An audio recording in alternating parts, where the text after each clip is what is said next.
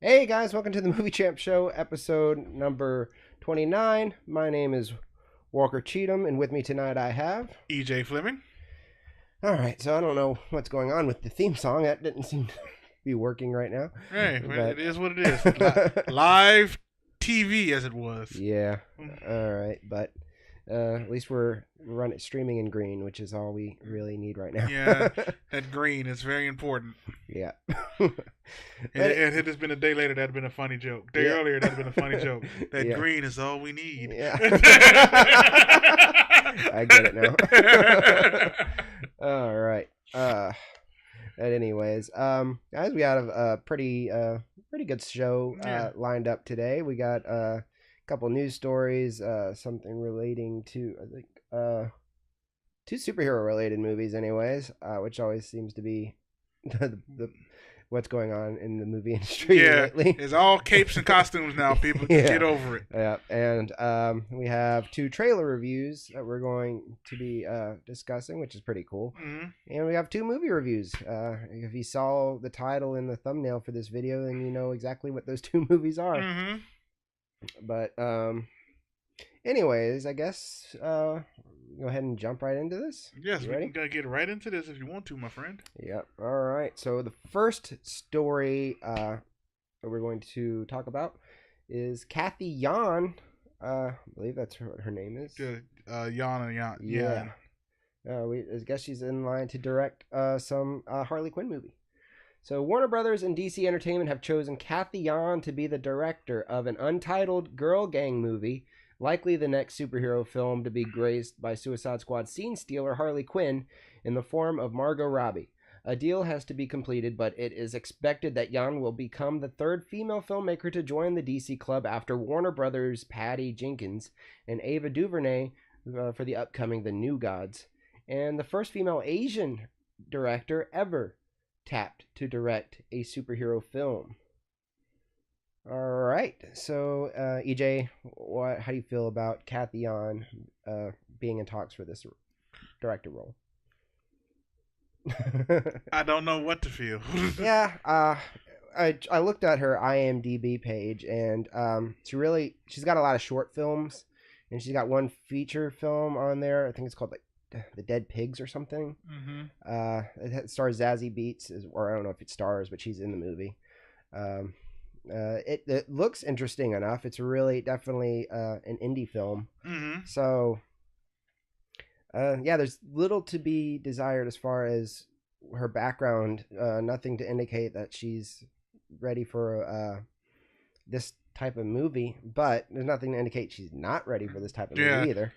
We've learned that a lot of times you get these big names, give these big projects to no names because they bring something different to the table. Because Patty Jenkins, literally, the last movie that she did before Wonder Woman was Monster, which was an indie film, so I guess an indie film sort of film, which was really good. And then she blew us away with Wonder Woman. So, which is still the bar that DC needs to get over. Yeah.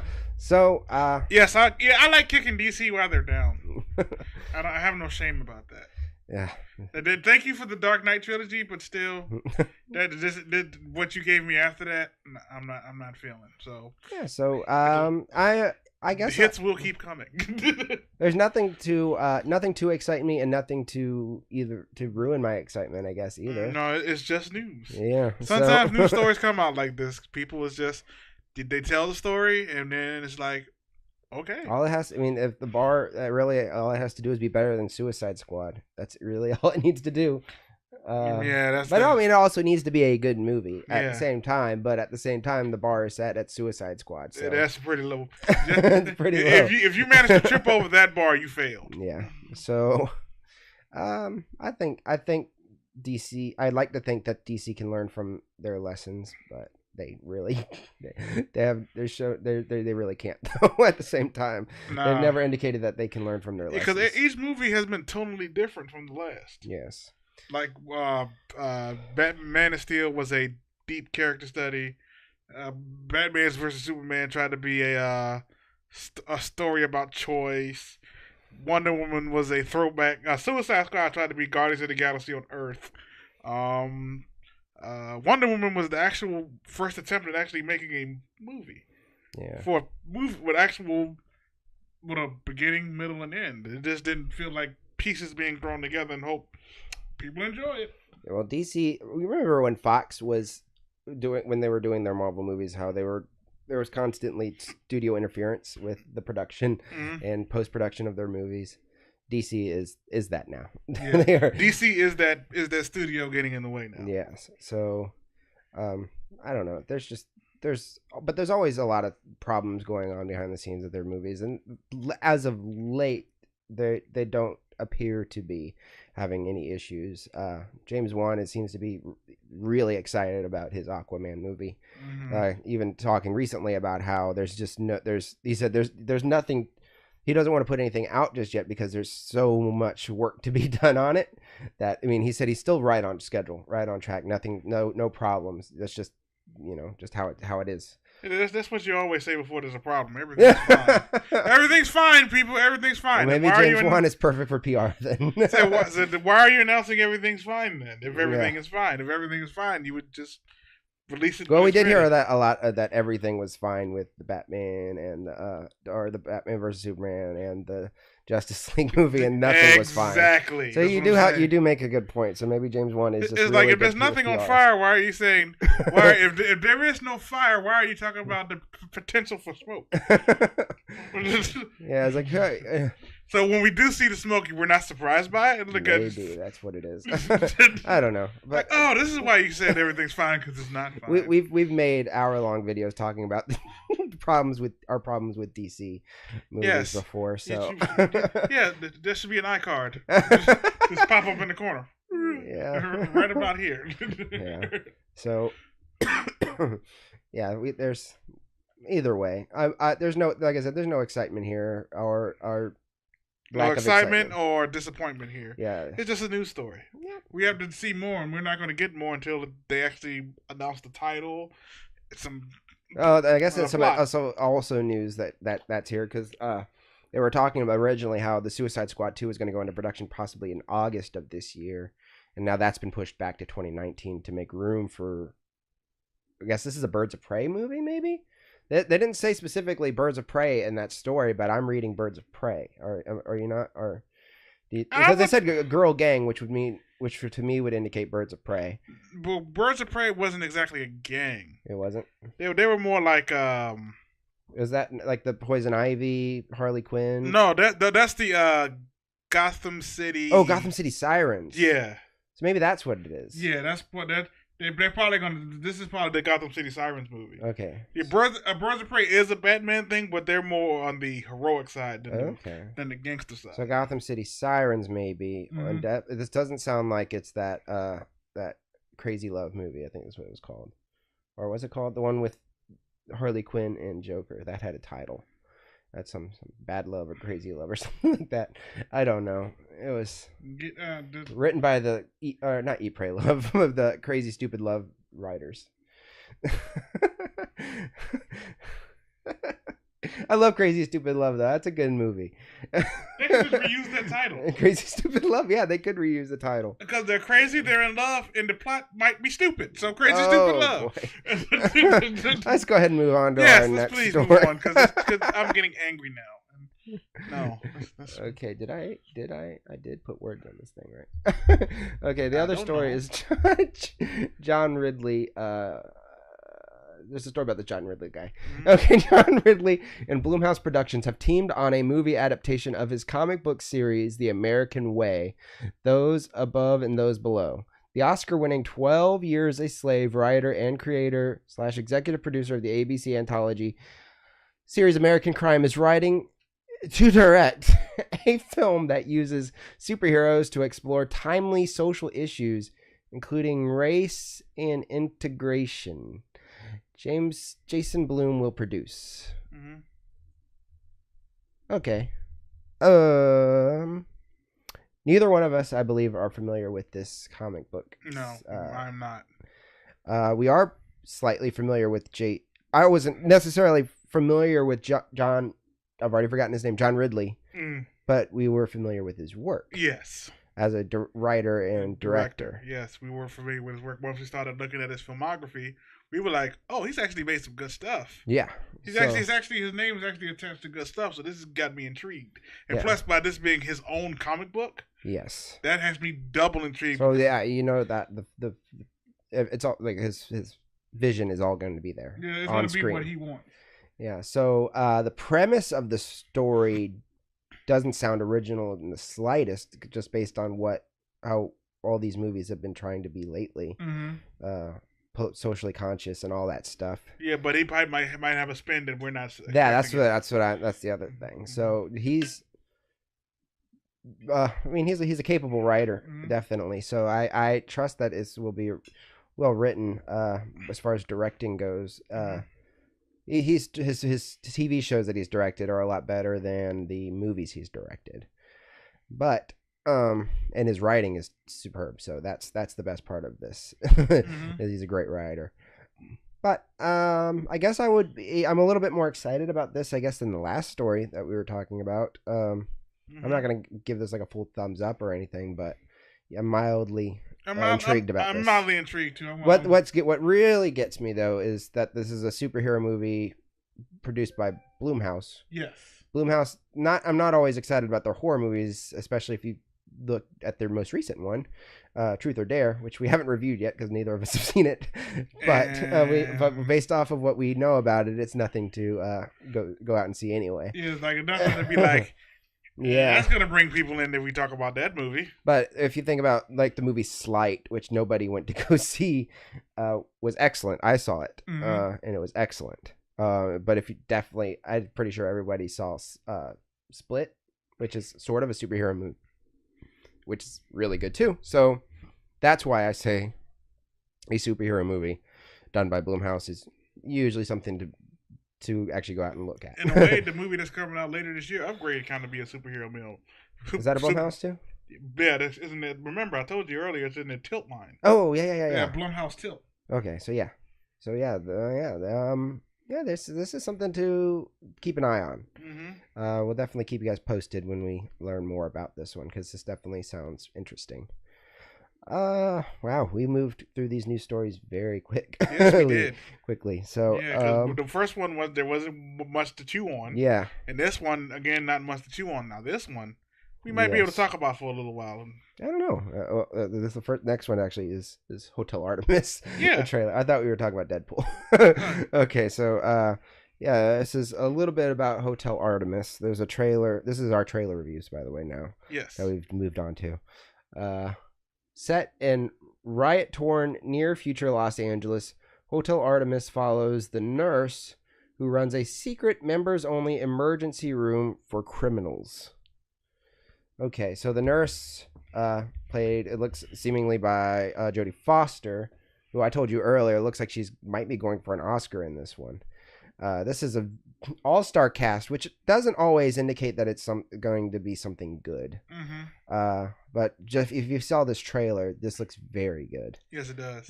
It's got Jeff Goldblum, Charlie Day, Sterling K. Brown, Dave Bautista, am I forgetting Sophia Boutella. Sophia Boutella, who's playing another villain. I mean, they're all villains in this thing. Looks like so. They're playing a lot of anti-heroes. A lot of anti-heroes, yeah. So, but this seems like a house full of anti-heroes or villains to me, which really seems like an intriguing premise. But this trailer, like I said, check out this trailer. It really looks like it's going to be something interesting. And then the fact that Jeff Goldblum is playing another villain. Oh yeah, I don't remember exactly what the line is, but towards the end of the trailer, he says something to Jodie Foster. I said, "Without the rule breakers, where would you be?" Yeah, the way he delivered the line, though, where he could deliver that line, it was like that line is cheesy, but he makes it work. Yes, with his. He still looks like he's playing a Jeff Goldblum type, this type that he's been doing lately. Yeah. But at the same time, it's still the delivery works, and it gives you kind of like an uneasy feeling, which is cool. Yeah, because he's a Wolf King. Wolf King. Yeah, because that's his vial they want. Oh, okay.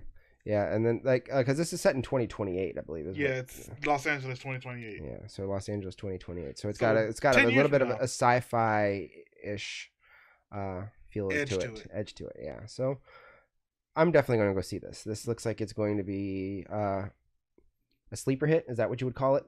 A movie that's going to do well once it's out. People word of mouth. I'm not going to say it's going to be a sleeper hit, but this is going to be one of those movies that people are going to go see in theaters, love, and it's going to get real big on the home video market.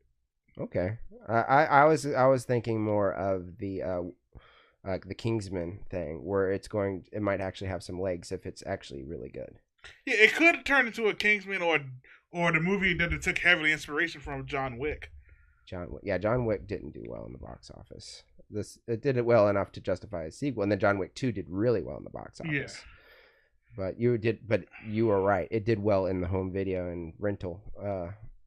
Because word got out to the people who saw it in theaters, and then they went home and saw that it was out, and like, what happened was with a movie like a John Wick. Here's what happens with John Wick: the people who know about it go see it in theaters, and then when it comes out on home video, those people buy that movie, and then they go, "Hey, yo, you need to check this movie out.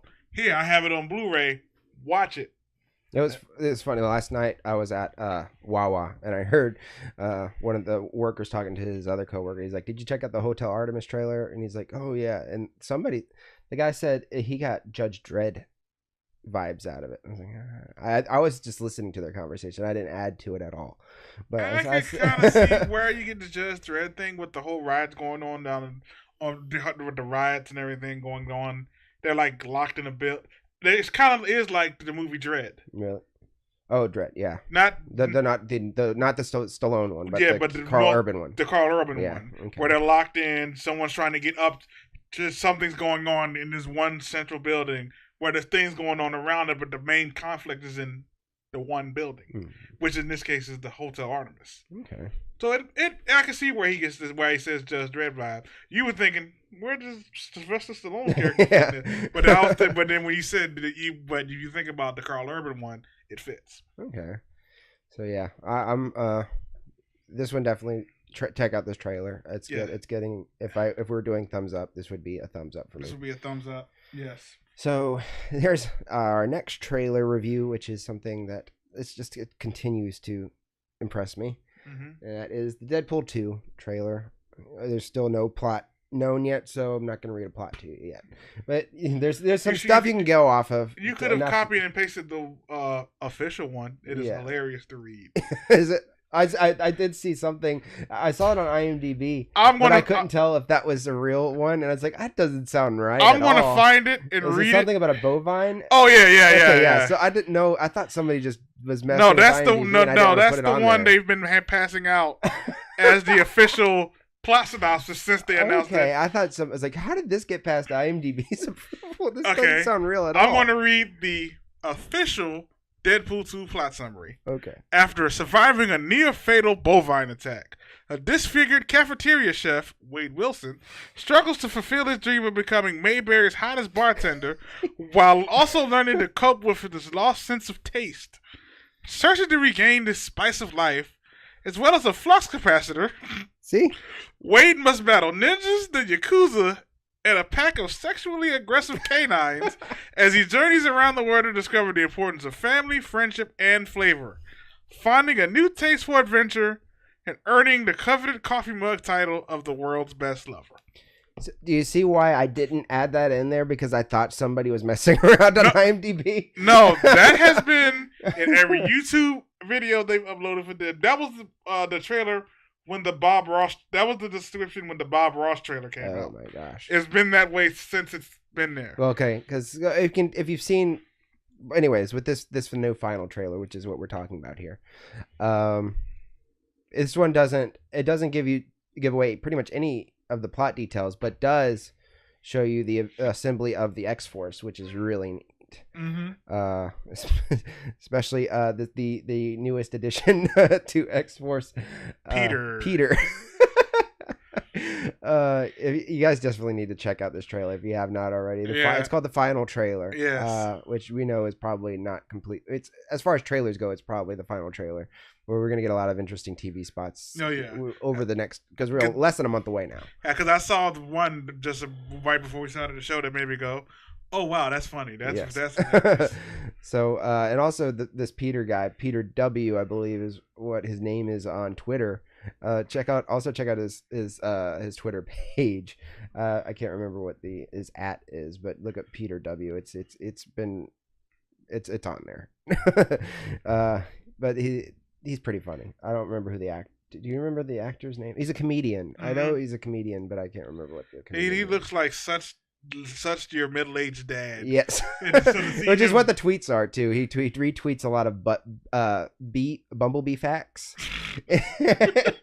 And there was one that was really funny. He retweeted something about Ryan Reynolds. It was something like my wife and I were I don't want to ruin it. I'm trying to go to it. Can you talk for a second? Yeah, I can't wait for this. We're actually going to see the beginnings of X-Force in this movie, and I'm intrigued to see how that works because it doesn't look like they're going to follow the most modern iteration of X-Force, where it's like an official Black Ops unit of the X-Men, where this one is just like a bunch of units putting themselves together under the banner of the X-Men, but they're not officially affiliated with the X-Men. Yeah. Okay. So it's at Peter W _1974, and he tweeted to Ryan Reynolds. Thank you, Ryan. During our honeymoon season, Susan and I savored your work in The Notebook. Good luck in your incredible journey. Geez. Yeah, it's really funny. You gotta I've actually set up this Twitter page, I think back in March. So there's some stuff to go back and look at that are pretty funny. Okay. And he's been just tweeting random people just as if he was an actual human being. Nice. That is such a meta joke. And I don't think and it'd be the ultimate joke. Peter gets all this love and attention, and he dies horribly. Like he's gonna be. It's gonna be that. Or he turns out to be some unknown dude who, like, with all these skills and like, where did all this come from? Yeah. Trying to see who the actor is. Mm-hmm. Its name is. What did I say? It's like John Delaney or something. It's a comedian guy, mm-hmm. But crap! I typed in the wrong name. Rob Delaney. Rob Delaney is the comedian's name. Yes. Or the actor's name that plays Peter. But anyways, like I said, it shows you the assembly of the X-Force, and that's about it. I mean, it's funny enough, and I mean, it doesn't, like I said, no spoilers, and it just adds to the excitement of going to go see this movie, as if you needed any more excitement. Deadpool movie is when you watch a Deadpool movie, it's really not about the story. Yeah, the story is just an excuse to give Deadpool stuff to do. Well, yeah, I mean, I think if there wasn't a story that I'm going to judge this harsher than I did the first Deadpool, because it's a sequel. So not harsher, you know what I mean? Yeah, I'm going in there with a standard. Yeah, you're if it's not as good as the first one, it's going to. I will crap on it, even if as long as it's, I don't know, as any other movie. It'll be just like I did with Rampage. There's going to be how entertaining it was versus how good of a movie it actually was. Mm-hmm. So the first one is a very good movie, and it's funny. Mm-hmm. So I'm going to judge it just the same way. Mm-hmm. So, yeah, I'm glad this is the final trailer. I don't want to see any more of this, because, like I said, there's the last trailer showed you the plot, or at least a small whatever, an idea of what the plot is, which is clearly he's trying to protect whoever this kid is, and that's he's trying to keep him from Cable. So yeah, that's all I care about. That's all I care to know right now. Yes. So that's it for the trailer reviews. I'm sorry I was all over the place trying to find some information out about that. Hey, that's fine. We're gonna go ahead and move to our first movie review, and that is I Feel Pretty. That's feel weird saying that. So, and I feel You pretty. should feel pretty. A woman who struggles with feelings of deep insecurity and low self-esteem that hold her back every day wakes from a brutal fall in an exercise class believing she is suddenly a supermodel. With this newfound confidence, she is empowered to live her life fearlessly and flawlessly. But what will happen when she realizes her appearance never changed? So, this is clearly a movie that stars Amy Schumer. I don't know, for some reason just because I'm not a huge fan of her more recent stand-up work, I do love the stand-up work she did prior to her acting career. And I definitely was a huge fan of Trainwreck. I thought that was a good one. I did not like the one with her and Goldie Hawn all that much. I thought it was funny. There's a lot of funny parts in it, but the movie is ridiculous. Mm-hmm. But so with this one, I guess because I was just judging her most recent stand-up and her most recent movie, I had little to no excitement to go see this one. Mm-hmm. It was also the premise seemed kind of stupid. It seemed like a bad romantic comedy that probably would have come out 10, 15 years ago. Yeah. I picked that up. And it seemed kind of like a Disney Channel original movie type, like probably a Hallmark Channel maybe premise. You went Hallmark. Hallmark, man. a Hallmark Channel premise. The Dove Family Seal of Approval movie. Yeah. Got that blue dove with and then when I saw that it was rated PG-13, I was like, oh, so they really are going like the romantic comedy vibe or style with this. They're not going to go all Amy Schumer and be crude and they're going all in on this style. Yeah. But that being said, this was actually a really good movie. This was it's not really funny. There's some funny parts to it, but there's also a lot of heart in this movie. It did feel like a romantic comedy throwback a little bit, which isn't bad. I like some romantic comedies. Yeah, some of them are really dumb. Yeah, some of them like really sappy ones. I go, yeah, like Along Came Polly. That was funny. Yeah. So, that's kind of like the Shallow Hal or Along Came Polly. Around that era is when this movie kind of should have come out. Yeah, but I really don't like Shallow Hal. I don't like Shallow Hal either. This is better than Shallow Hal in my opinion. With the thing that makes it interesting is that where in Shallow Hal you see from Jack Black's perspective what he's actually seeing, where in this one you never see what she's seeing. You always see her as Amy Schumer, so you're seeing her from the outside like everyone else is.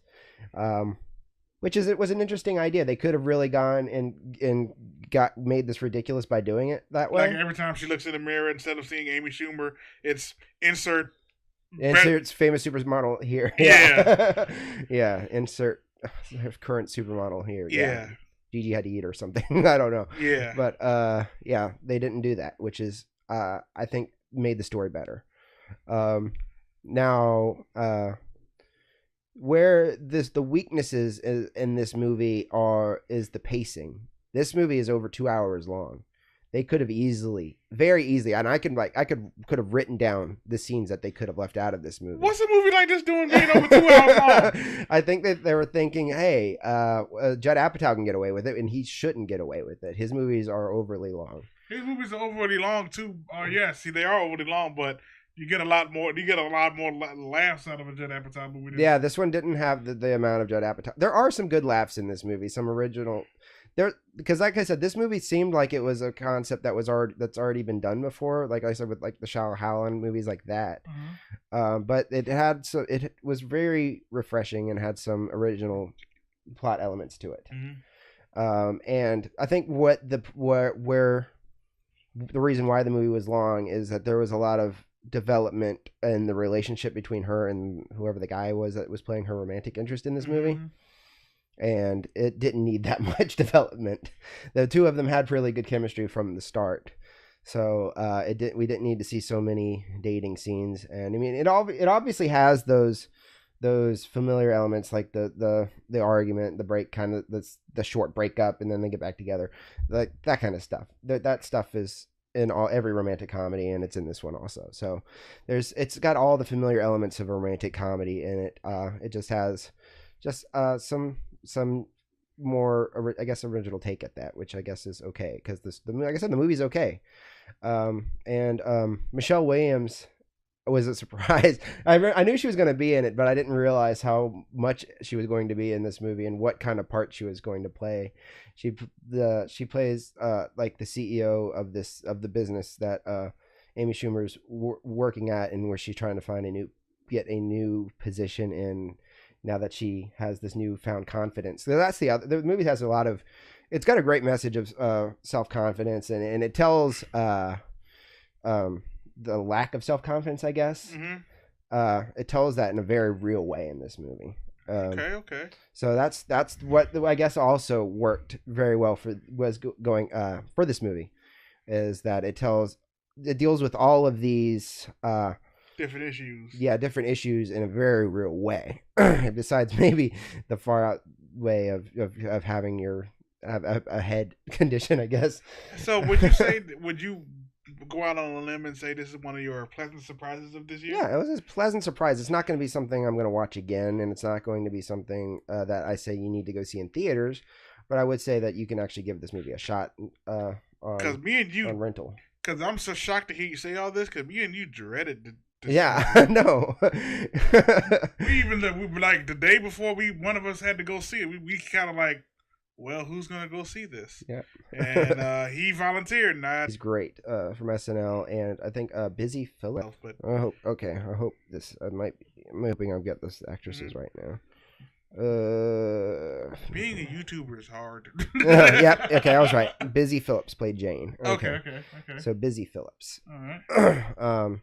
They were really good. There wasn't a lot of development there, and that one is the one that was probably the weakest as far as relationship. But like I said, this did not need to be any longer than it was, or it needed to be shorter. Is what I mean. You could have just hacked and chopped down some scenes and streamlined the movie a little. So that one was probably underdeveloped as far as because they obviously, if you're going based off of that formula, then there's also going to, the more self-confident she gets, the less that her friends are going to want to be around her, because it does go to that extreme where she forgets everybody, where she actually becomes more prideful than she is just self-confident. So that's the formula that you follow when you tell this kind of movie, and that's throughout they went. Okay. But anyways, I'll go ahead and give this one a score. Score time. The acting, like I said, the acting was good and everything else. For a score, I'm going to give it a 7.5 out of 10. Okay. So, so it's a decent romantic comedy. Definitely, you don't need to go see it in theaters. You can check it out on home video or streaming, whatever you call it. Do you call it home video anymore? VOD or home streaming. Or home. Yeah. Home streaming. Legal home streaming. Yes. So yeah. 7.5. That's a decent score from my standard anyway. All right. So we're going to go ahead and move on to our next movie review. And you're going to go ahead and read this one. And that's Super Troopers 2. Meow. When a border dispute arises between the U.S. and Canada, the Super Troopers are tasked with establishing a highway patrol station in the disputed area. You know I had to do one. Yeah. Meow. Meow. Okay, so I'll go ahead and start this one off. I'll probably get hate in the comment section. You did it wrong. No. Just based on how we do our show, I'll let you start this one. Because we both saw this movie. Yes. Not together, but we both saw this movie. Yes, you know what? I had fun. Okay. Is it a good? Is it like an actual structurally sound movie with a beginning, middle, and end? Oh no! They didn't care about plot too much for this one. The plot is just more of an excuse, and it was. I had fun. I felt like, even though it felt like your high school reunion, like, hey, y'all didn't grow up at all. For this one day, it was okay not to grow up. I liked it. It made me laugh. The jokes were funny. The farmer stick didn't get that old to me, so I enjoyed it. What about you? Okay, I'm going to go ahead and start this off by saying I didn't see the first Super Troopers when it came out, but I was more than familiar with the biggest jokes, I guess, out of the movie, which is the one you just did, the meow one, and the infamous pullover scene from the beginning with the stoners. I was more than familiar with those jokes. So with that being said, I've tried to watch Super Troopers in the distant past, I guess, somewhere within the last decade, and couldn't finish it. I thought it was absolutely ridiculous. And then I finally said, okay, I'm going to power through this thing, and I'm going to watch it before I went to go see the sequel. And I still didn't like it.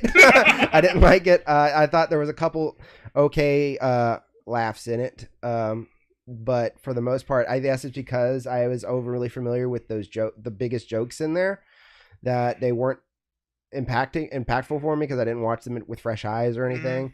So the fact that the biggest jokes I already knew about, and then the smaller ones weren't that funny to me, I didn't care about the first one.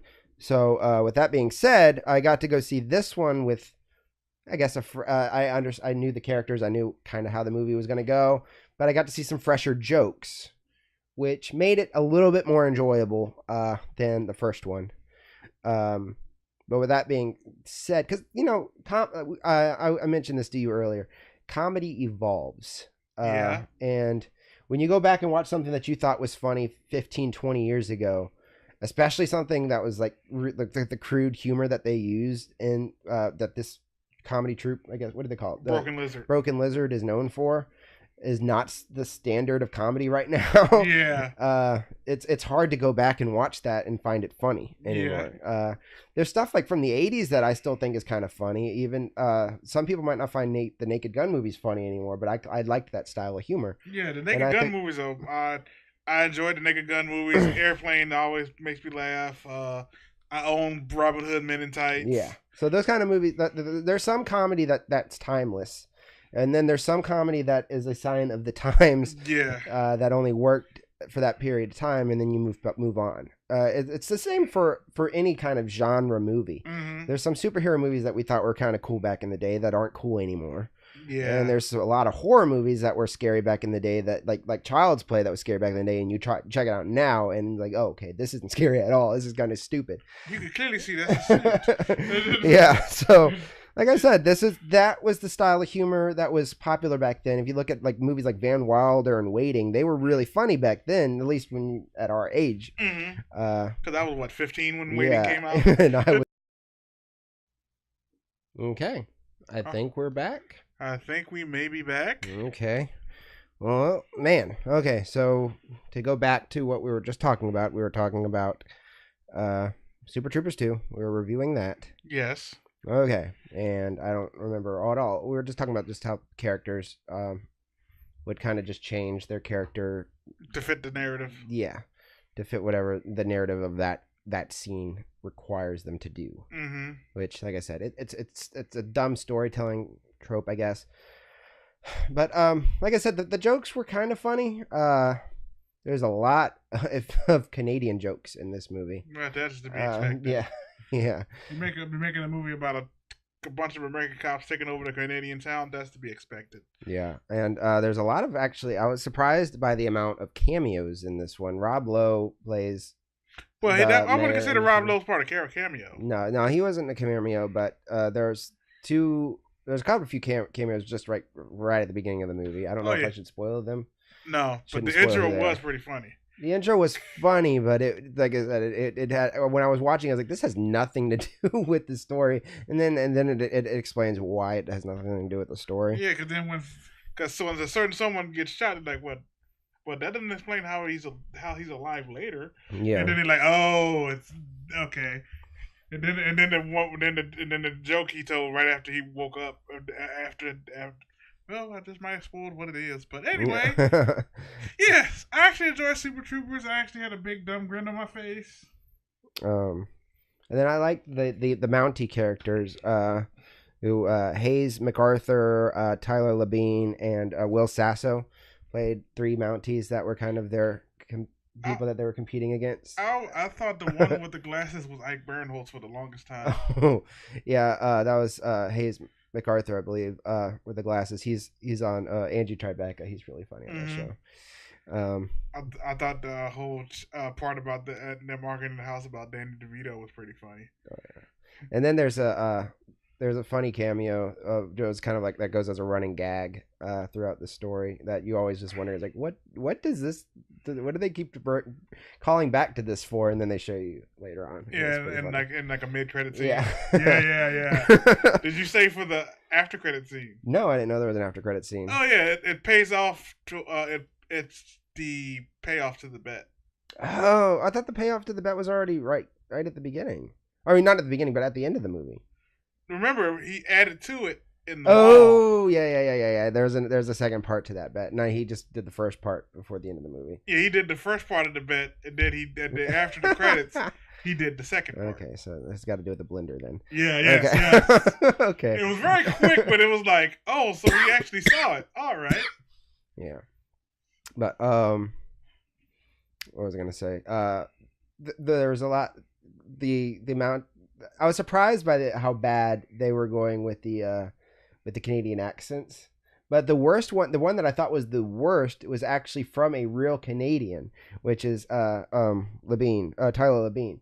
Will Sasso's Canadian too. Will Sasso's Canadian too? Yeah. But his was really bad too. So that's why I was like, why? Will Sasso didn't seem to be completely dedicated to the part in this movie. But I didn't know Will Sasso was Canadian also. Yeah. But I know Tyler Labine was, and he was. Well, they were all pretty bad. They were playing really exaggerated, I guess. They were playing it very exaggerated. And I thought Canadian stereotypes. I thought it was funny. I actually thought the accents were quite funny myself. And like I said, I'm a simple man. I enjoy simple things. Yeah, this is definitely not where I'm at in movies nowadays. I mean, I could have appreciated for what it was, but and you also got to respect the hustle. They crowdfunded this movie. Yeah. I mean, I don't know. This was crowdfunded like 4 years ago. This was a long time that they were trying to get this thing started. And they got the fans showed up and told them that they wanted it, and they made it. And if they out and based on what we've seen with the numbers so far, they've came out and saw it. So it's showing you that there was a market for a Super Troopers 2. Which in turn may get us Super Troopers 3. Oh boy, but I hate, as much as I hate to admit it, I did think Emmanuel Shrieky and what was the character's name? The guy Rabbit. I did kind of buy their chemistry. Me too. Yeah. Part. I thought that was okay for what it was. But I mean, like I said, this was a really stupid movie that was a nice callback, I guess, to the original. I mean, it was a good sequel to the original. If you were a fan of the first one, then you'll like the sequel. Like I said, I just missed the boat, I guess, on the first one. Yeah, as far as liking it back in the day. This is Super Troopers and Super Troopers 2 are never movies I would buy at full price. Right. But like if I'm like tripping around in Walmart one day and I'm digging through the bin and Super Troopers like $5, I'll pick it up.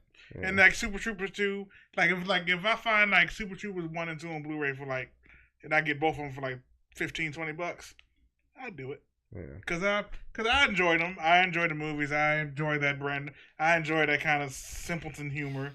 Yeah, I think out of all the Broken Lizard movies, I think the one I liked the most, which isn't saying much at all, was probably Beer Fest, and I still think that's one of the stupidest movies in the world. Oh yeah. But the director though, Chandra Sakar, I think that's how you Sakar is how you say his last name. I believe so. He's been known more recently for directing TV shows.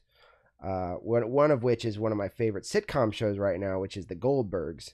So he's really good at directing. Oh, he directed TVs. The Goldbergs? Yeah. Oh wow. Yep, he's one of the. He's directed quite a few episodes of that show, and he's directed a couple pilot shows that. Mm-hmm. But for the most part, he's recently directed The Goldbergs, which is one of my favorite sitcom shows. So he does direct things okay. Just saying, none of the movies I've ever kind of glommed onto, I guess. Mm-hmm. But I mean, back in the day, I liked the movies like Van Wilder and The Waiting and like this style of humor. I still enjoy Waiting. And one of the other things I think about is the Johnny Knoxville movies, because Johnny Knoxville did do a Broken Lizard movie if you count Dukes of Hazzard, which is kind of a Broken Lizard movie. Yeah. But he also, like The Ringer and stuff, which I thought was hilarious when it came out, is something I could never watch ever again. Now it's the stupidest movie in the world. If you ever go check out The Ringer, it's pretty bad now. I know, but I will give you credit. I will give Johnny Knoxville credit for one thing. He knows what works for him, and that's he's sticking to it. Yeah. Case in point, Action Point coming out this year. Yeah, Action Point. The only thing that intrigues me about that movie is that they're still doing their own all real stunts in that movie. See that when you when you watch a movie like that, that is the point of the movie. Yeah, there's a story. Again, when you watch a comedy like Super Troopers or Action Point or Bad Grandpa or Borat even. The plot is just an excuse to have the character do the things he's doing. Do you think that maybe, I don't know if Super Troopers 2 would have worked had they tried to fit it in today's style of comedy?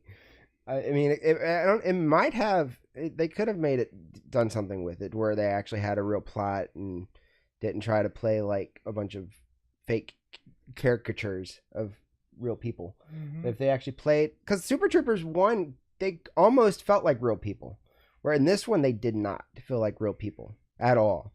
So I will give them that. They did, as far as trying to be kind of real characters, they did a lot better in the first one. Where this, like I said, in this one, nobody feels real at all. They all feel like exaggerated caricatures. Well, you got to take into account that one of the characters was taking a female hormone throughout the movie. Well, I know that part. Yeah, that part is not. I'm not. Because the whole scene with the burritos, that was pretty funny to me. Yeah. He just walked in. I tell you, I'm a simple man. I like simple things. I'm not even going to try and rate this the way I did the Rampage movie, because it would just not be fair at all to this movie. So I'll just go ahead and give my honest rating. Yeah, give it your honest rating. I'm giving it a 6 out of 10. Okay, I'll give it about a 7. 7? And like I said, I enjoyed it, but I will admit the movie is not a movie that will go down as a comedy classic by no stretch. No. Maybe in time it'll get cult status like the first one did. Maybe. This is definitely doing pretty well in the box office, especially better than the studio was expecting, and better than I was expecting. Better than probably. I thought this was DOA, to be honest with you. I was like, nobody's gonna go see this movie. And they released it on a smart day. Yeah, 420 was definitely and I was surprised that there was normal. I've been to movies where I can smell marijuana in the theater. I did not smell any this time. We went early in the day.